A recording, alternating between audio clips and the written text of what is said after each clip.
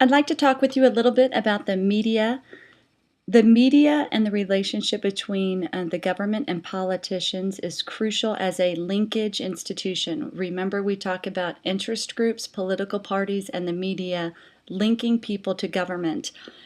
On this slide right here, this is just a little introduction, but you can see 6 of America's largest conglomerates that actually own massive chunks of print and electronic media. And it's interesting, for example, if you look at Time, AOL, Time Warner Cable, CNN, all of these areas listed here are owned by the same company. You can look down at Viacom, number 4, over to the right. Number 2, the Walt Disney Company owns ABC and many, many other channels and print versions. So that's just one way that the media can control a message, by having many different names and stations and print forms, but it's owned by one company with one theme. So just wanted you to make yourselves aware of that. As we go through the PowerPoint, I posted it in an earlier announcement, but just several things I want you to think about as we finish this unit on political participation, public opinion, and the media. Really, we're going to do a very quick overview of what the media is today by the term mass media. Historically, how have print and broadcast media developed? How is news found and reported? How does the news media affect public opinion? And in doing so, the policy agenda and policy entrepreneur, how are those two impacted by each other? And then really understand how the media affects the whole scope of government. What is the role of media, and how do politicians use it to their advantage, and how does the media use politicians to their advantage? So those are some really key learning goals for the media. Remember, you can read your chapter, pull out main themes, look at the terminology, review this little PowerPoint, but we have looked at it when we watch Journeys with George. We've talked a lot about these things, and also every day when I go over current events, we talk about examples of how the media is being a gatekeeper and a scorekeeper, and using beats and sound bites, and all those different things really occur day to day. So I wanted you to be aware of that as well. Really, this first part, what is the mass media?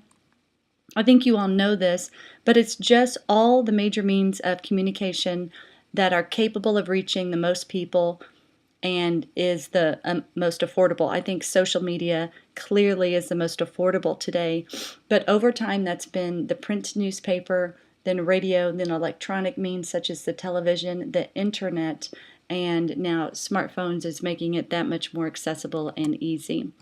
So when we look at this, the party press, when we look at important areas of journalism, really those are the things I'm looking at.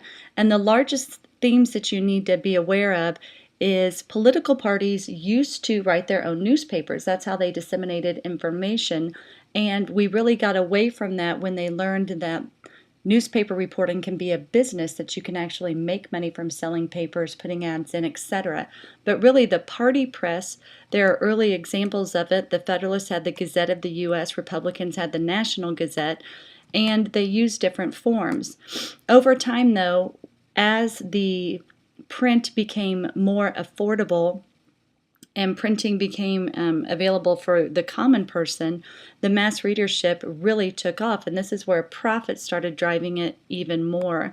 I think you see an increase in sensationalism around the mid-1800s and really going into the latter part of the century, that readership, this is a major way newspapers got the word out.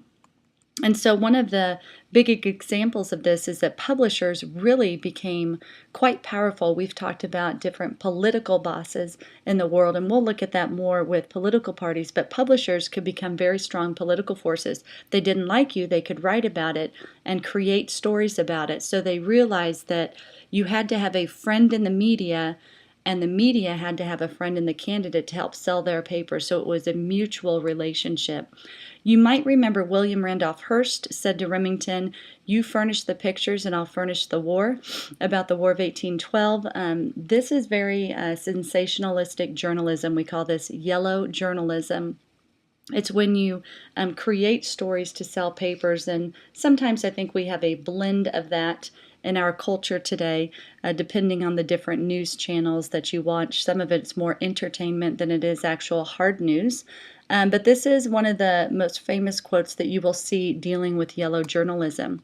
As we look at other areas of journalism that have sort of evolved over time, magazines of opinion, the middle class was repelled, and really these other magazines besides newspapers popped up. These are some of the more famous ones: Time Magazine, Newsweek, The Atlantic. You might see the National Journal, also U.S. News and World Report. Some, like Time and Newsweek, are going to more of online versions, but there is a lot to say about different political parties supporting both of these, and they're writing really good editorials in some of these to give political perspective. They're more in-depth than what the newspaper would give. The next era, electronic journalism. Remember, the radio was a major means of communicating. We had Franklin D. Roosevelt with the fireside chats. Remember how everybody would gather around the radio during World War II. In the 1940s, this was really the advent of the TV, and nobody understood the power of TV because you have the words, but now you also have the visual that can tell the story. And this became a huge potent force. And as we look at this, broadcasts permitted public officials to speak directly to audiences. And if you think about that, they had done it a little bit in the radio, but now they had people on for interviews, and that's so commonplace today with CNN and Fox News and MSNBC and all the affiliates doing 30-second sound bites all the time. But this became a huge deal. If you look at this bottom chart, I thought this was interesting. The type of media preferred as the main news source, it's already outdated. This was in 2013. Most people your age prefer TV for their news. I think it's going more and more to internet since our smartphones make it so accessible. Take a look how it slowly increases to the older generation, 68 and older. The print version definitely is decreasing the younger you get too.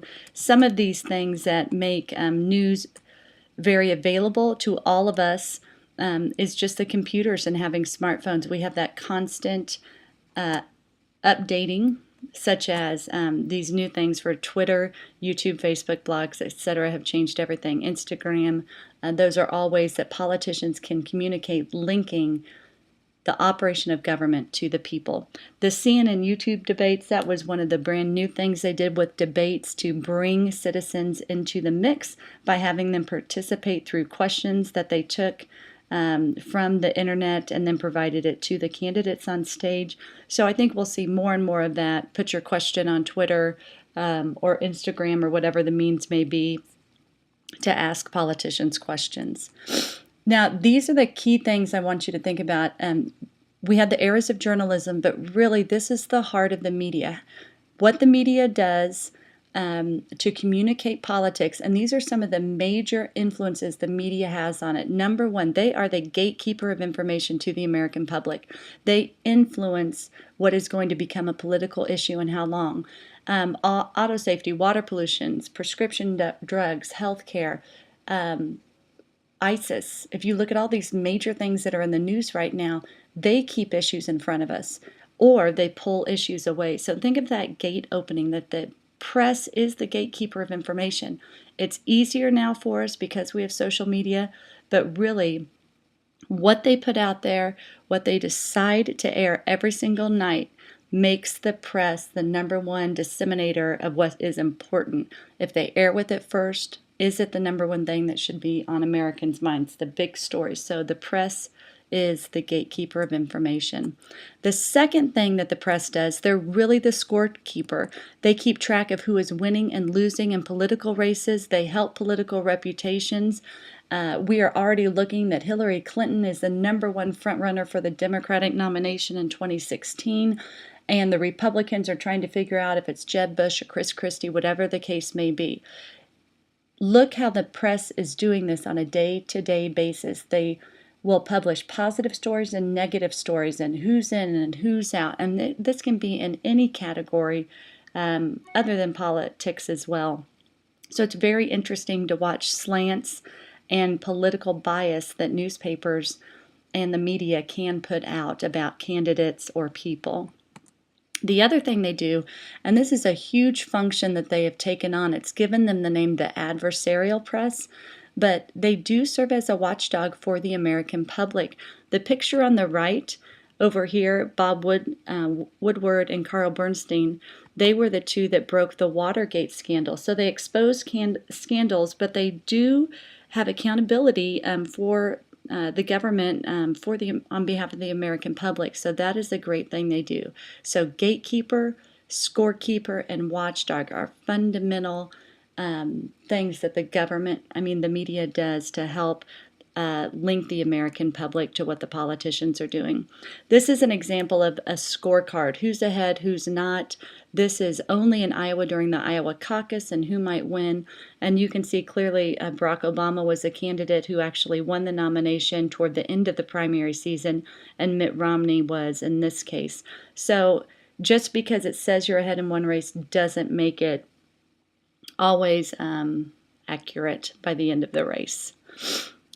The term adversarial press I just mentioned ago, the tendency of the national media to be suspicious of officials and eager to reveal unflattering stories. I think we have talked about these on different presidents. It's easier to target the president because he's alone. It's harder to target Congress because there are 535 of them total. So the president tends to be singled out a lot when things don't go their way. So adversarial is one of the roles that the press plays as well. These are some of the political cartoons that you might see. There have been several in the paper about President Obama and the midterm elections as well. But think about these as a student. Here are the key issues that I want you to understand as you leave my class.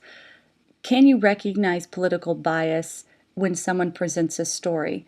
And I don't care if you identify with it or not. What I care about is that you understand what side they're leaning towards so you can analyze the story from different perspectives. Do members of the media have a distinct political attitude? There have been studies that say that the mainstream press tends to lean a little bit more liberal, and that radio tends to lean a little bit more conservative in some areas.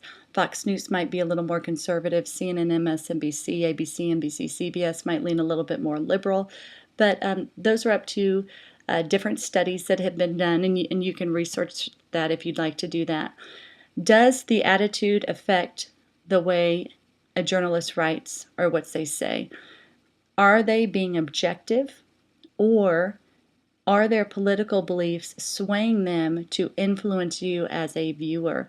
And some shows are meant to do that, but some shows are just meant to report. And there's a fine line there when you know you're supposed to be adversarial against each other and go back and forth, or if you're just supposed to report it and it comes through as bias. So you need to watch for that.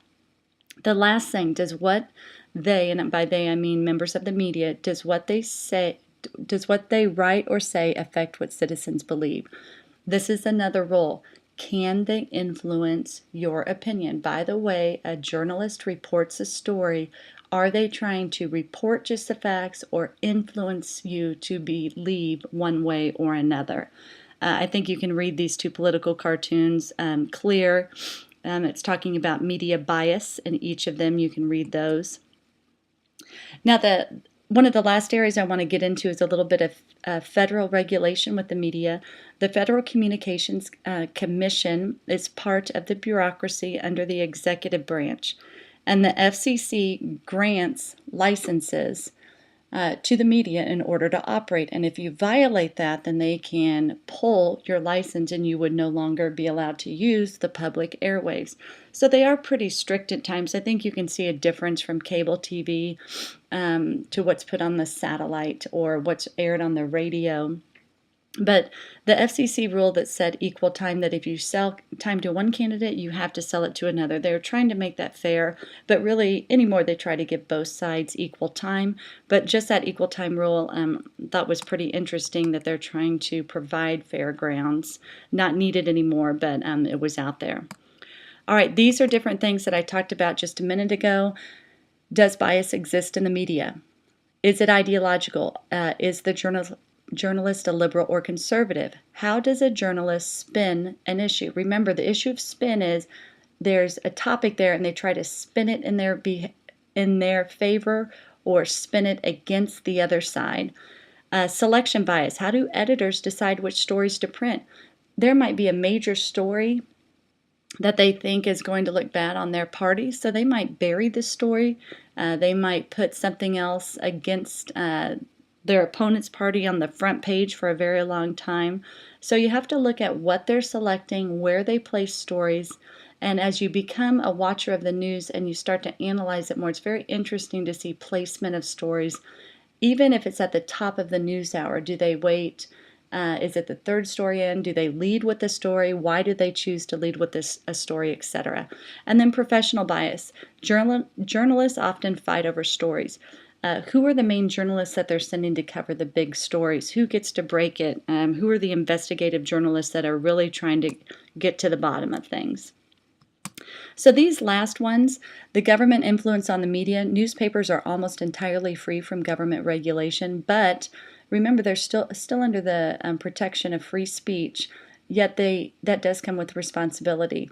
Libel is you cannot defame someone purposefully by the printed word, or you can be held legally responsible for that. So slander is the spoken word, libel is the printed word, and the First Amendment does not protect that type of speech.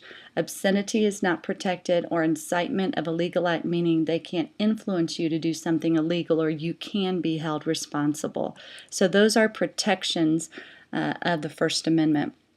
The FCC, again, the Federal Communications Commission, does issue licenses that must be renewed periodically. If you have noticed any awards show, there's often a delay of 1 to 2 seconds just in case something happens that if a piece of clothing falls off, like in the Super Bowl show, or a costume malfunction, anything like that, they can fix that before it is aired to millions of people. So sometimes those safeguards are put into place to go along with the restrictions in the license. All right, just some terminology here. And there's more listed later, but if you ever hear of a routine stories are those things that a journalist will cover day to day. The weather, the school, what's on the high school sports beat.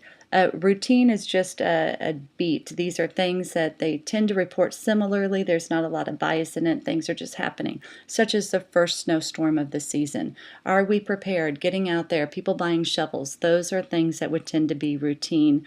And we'll get on to the beat and trial balloons in just a second. Now, the media's agenda-setting function. We look at this, and these are two terms that were in your chapter as well. But is the media's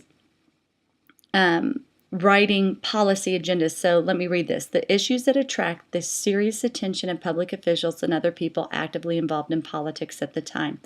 What are they trying to talk about? Are they trying to go with global warming? Are we talking about the pipeline that might be placed from Alaska? So they really try to sometimes set an agenda for public awareness. That's one thing that they do. Another area that you might hear about is a policy entrepreneur, people who invest their political capital in an issue.